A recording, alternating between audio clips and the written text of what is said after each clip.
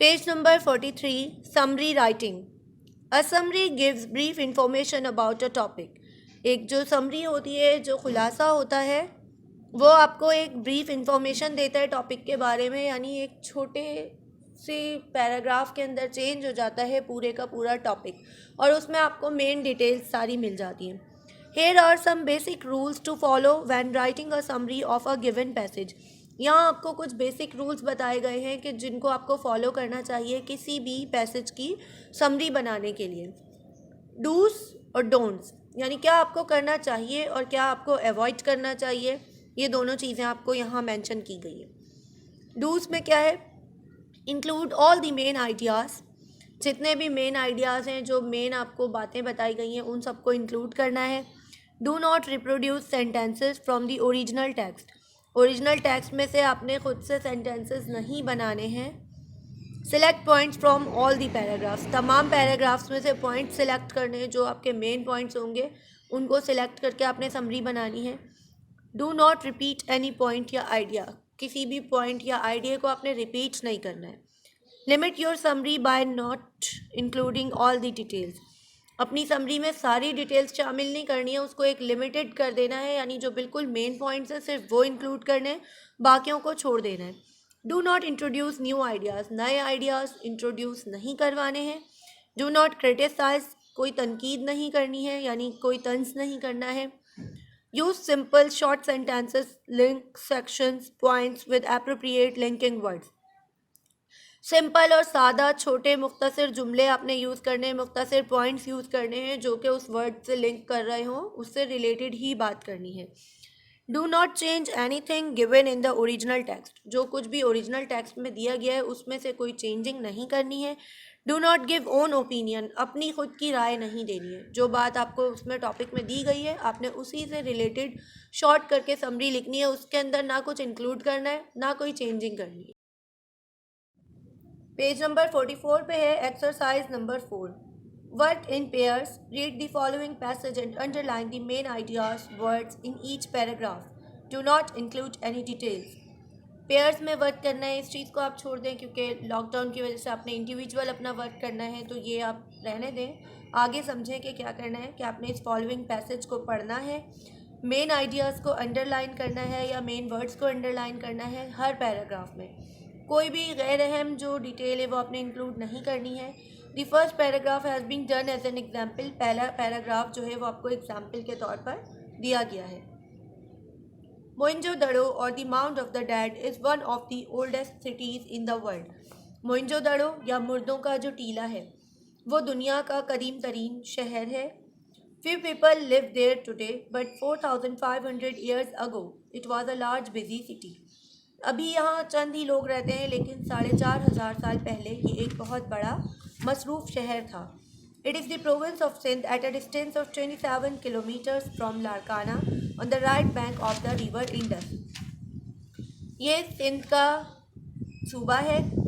सूबा सिंध का जो है ये हिस्सा है, वहाँ लाड़काना से ये 27 किलोमीटर के फासले पर है दरियाए सिंध से, यानी लाड़काना से दरियाए सिंध की तरफ 27 किलोमीटर के फासले पर वाक़ है. It was one of the early urban settlements in the world. ये जो है बहुत ज़्यादा कदीम है दुनिया में. The city was built around 2600 BC. BC means before Christ, यानी ईसा अलैहिस्सलाम की पैदाइश से पहले.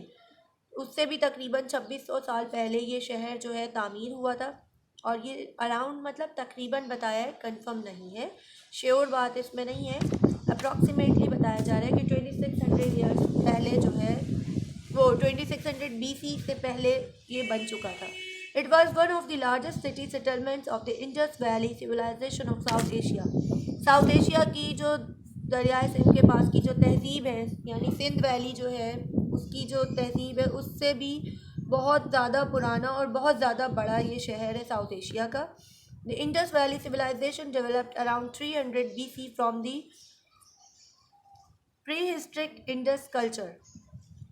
इंडस वैली सिविलाइजेशन जो है वो तकरीबन 3000 बिफोर क्रिस्ट से पहले की है तहज़ीब, और बहुत ज़्यादा पुरानी और कदीम तहज़ीब है. प्री हिस्ट्रिक मतलब बहुत तारीख़ी, बहुत कदीम. At its height, the Indus civilization spent much of what is now Pakistan and North India. अगर देखा जाए तो सिंध की तहजीब जो है वो फैली हुई है पाकिस्तान में भी और पूरे नॉर्थ इंडिया यानी शुमाली इंडिया में भी. Nobody knew anything about मोइंजोदड़ो until 1922. 1922 से पहले कोई भी मोइंजोदड़ो के बारे में ज़्यादा नहीं जानता था. When some villagers found pieces of smooth pots and old bricks at the place where the city was discovered. जब तक कोई नहीं जानता था जब तक के गांव वालों को वहां से खुदाई के दौरान पुराने चिकनी मिट्टी के बर्तन और पुरानी ईंटें वगैरह मिली, दरियाफ्त हुई. These pieces of old pots and bricks were brought to Sir John Marshall, an English civil servant. ये जो मिट्टी के और जो उनके बर्तनों के जो टुकड़े थे ये एक इंग्लिश सिविल सर्वेंट थे सर जॉन मार्शल, उनके पास लाए गए. Whose work it was to look after historical remains, जिनका काम क्या था तारीख़ी चीज़ों की, तारीख़ी बाक़ियात की हिफाजत करना, उनकी देखभाल करना. When he looked at them, जब उन्होंने इन्हें देखा, he at once knew that they were pieces of very old pots. जब उन्होंने उन्हें एक नज़र देखा तो वो फ़ौरन समझ गए कि बहुत ज़्यादा कदीम बर्तनों के टुकड़े हैं. He decided that the area should be dug up as there might be remains of an old city. उन्होंने फ़ैसला किया कि उस एरिया की खुदाई करनी चाहिए क्योंकि वहाँ उनको अंदाज़ा हुआ कि शायद कि वहाँ एक कदीम शहर मिल सकेगा. So the man started digging and as they dug more and more such pieces came up.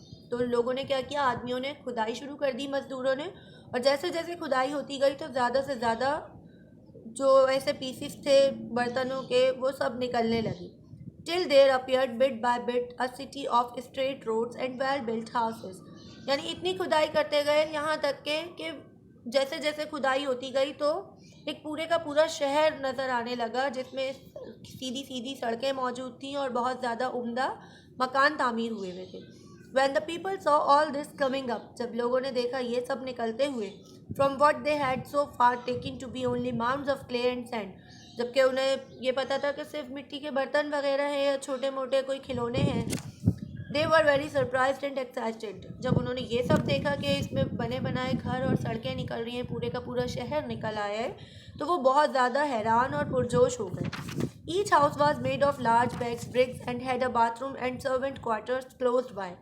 हर मकान में पकी हुई ईंटें थीं, अच्छे बने हुए बाथरूम थे और सर्वेंट क्वार्टर्स भी बने हुए थे. Covered drains ran beside the streets. गलियों के साथ साथ ढकी हुई नालियाँ भी थीं. Even the streets were made of baked bricks. जब यहाँ तक कि गलियाँ भी पकी हुई ईंटों से बनी हुई थी. There was a wide road in the middle of which had shops on both sides. दरमियान में एक बहुत चौड़ी सड़क थी जिसके दोनों अतराफ में दुकानें मौजूद थी. This road continued on to the house of the workmen. वो रोड जो थी, वो सड़क जो थी, वो चलते चलते लोगों के जो रिहायशी जो इलाका था जहाँ पर लोग रहा करते थे उनके घरों तक वो रोड जा रही थी. The people of this city must have been great traders with the river Indus so near and the sea within easy reach. वहाँ के लोग यकीनन बहुत बड़े ताजिर होंगे क्योंकि वहाँ दरियाए सिंध भी बहुत करीब था और समंदर तक उनकी रसाई या उनकी पहुँच बहुत आसान थी. The countryside must have been fertile since wheat, rice and cotton grew there. उस मुल्क की जो हिस्सा था वो बहुत ज़्यादा ज़रखेज़ रहा होगा क्योंकि वहाँ पर गंदम, चावल और कपास की फसल भी उगती थी. The farmer also kept cattle. किसान वहाँ पर मवेशी भी रखते थे. There were skilled craftsmen who made things from gold, silver and ivory. वहाँ पर माहिर जो थे वो लोग रहा करते थे जो कि बहुत ज़्यादा माहिर होते थे धातों से चीज़ें बनाने में, जैसे कि सोने से, चांदी से, और आइवरी मतलब हाथी दांत, हाथी के दांत से भी जेवरात वगैरह बनाया करते थे. Clay dolls and carts were made for the children to play with. चिकनी मिट्टी से बनी हुई खिलौने, गड़ियाँ और गधा गाड़ी, बैलगाड़ी वगैरह जो होती है, जो जानवरों के साथ चलाते हैं, चार पहियों वाली जो भी चीज़ें होती हैं, वो सारी वहाँ पर मौजूद होती थी जो कि मिट्टी के बर्तनों, मिट्टी से बनाई जाती थी बच्चों के खेलने के लिए. For a long time these people lived a happy life. बहुत अरसा पहले वहाँ के लोग बहुत अच्छी खुशहाल ज़िंदगी गुजारते थे. They were quite rich and travelled from place to place on business or for pleasure. वहाँ के लोग बहुत ज़्यादा अमीर थे और जगह जगह सफ़र किया करते थे अपने बिजनेस के सिलसिले में भी और घूमने फिरने की गर्ज से भी जाया आया करते थे। There city was well planned and clean. उनका जो शहर था वो बहुत मुनज़्ज़म तरीके से बना हुआ था और बहुत साफ़ सुथरा था। The rain water did not remain on the streets. बारिशों का पानी गलियों में खड़ा नहीं रहता था। We do not know what happen to them. हम नहीं जानते कि उनके साथ क्या हुआ। Either they were raided from the north or some great earthquake destroyed them. हम नहीं जानते कि उनके साथ क्या हुआ। शायद कि शुमाल की तरफ से कोई तूफ़ान आया, या हो सकता है कि ऐसा हुआ हो कि किसी बड़े जलजले ने उन्हें तबाह कर दिया हो। कोई भी पॉसिबिलिटी हो सकती है, लेकिन हमें उसके बारे में मालूमात नहीं है। Work in pairs, use the underlined keywords and write a summary of the above passage. Look at the dos and don'ts given in the boxes above. You may begin like this. आपने pairs में काम करना है, फिर इस चीज़ को छोड़ दें, अंडरलाइन करना है आपने कीवर्ड्स को, जो मतलब आपके ऐसे वर्ड्स हैं जो बहुत ज़्यादा इंपॉर्टेंट है। फिर आपने समरी बनानी है इस पैसेज की। जो पीछे आपको बताया गया था डूज या डोंट्स, उसको आपने नज़रों में रखना है कि क्या चीज़ आपने करनी है और क्या आपने अवॉइड करना है। और आप इस तरीके से स्टार्ट कर सकते हैं। Mohenjodaro in Sindh was one of the largest cities in the Indus valley civilisation. Mohenjodaro Sindh का बहुत ज़्यादा बड़ा शहर था इंडस वैली सिविलाइजेशन का। This civilisation developed around 3000 BC in areas that today from Pakistan and North India. Mohenjo-daro, one of the oldest cities in the world, was built around 2600 BC. ये जो तहज़ीब थी ये तकरीबन 3000 बिफोर क्रिस्ट से पहले की थी और आज के दौर में पाकिस्तान और नॉर्थ इंडिया तक में भी फैली हुई है। मोहनजोदड़ो कदीम तरीन शहर था दुनिया का, जो कि 2600 बिफोर क्रिस्ट से पहले बन चुका था, तामीर हो चुका था। ये आपको स्टार्ट समझाया गया है। अब आपने जितने भी पैराग्राफ्स हैं, ये पैराग्राफ नंबर 1 का तो आपको दे दिया गया है। पैराग्राफ 2, 3, 4 एंड 5 में से आपने इंपॉर्टेंट पॉइंट्स लेने हैं और इससे आगे इंक्लूड करके अपनी समरी मेकिंग करनी है। ये आपने नोटबुक में करना है अपना काम। हर पैराग्राफ से आप 2 या 3 लाइंस का जो आपको इम्पॉर्टेंट लग रहा है बस आप वो ले लेंगे और उससे आप अपनी समरी मेकिंग करेंगे।